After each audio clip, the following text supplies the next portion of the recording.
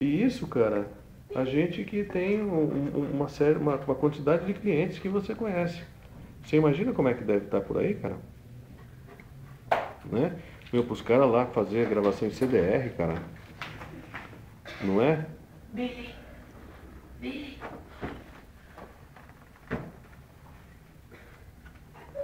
Uhum, Tira a bunda pro Lucas pra apanhar. Para com isso, para com isso. Que isso? uhum, uhum. Se ele rasga a minha blusa.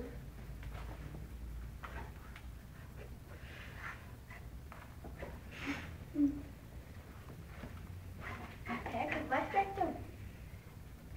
Perto e vamos ver. Uhum. Au, minha barriga. Au, não pode me barriga. Raquel, você não rasga minha blusa.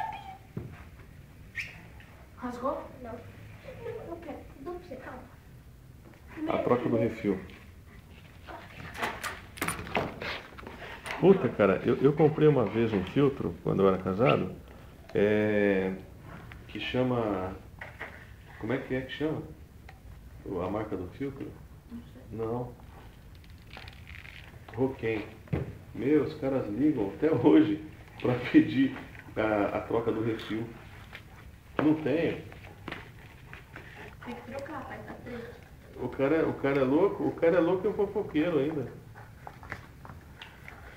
Meu Deus, Que cara. nem vou no É de... Uhum.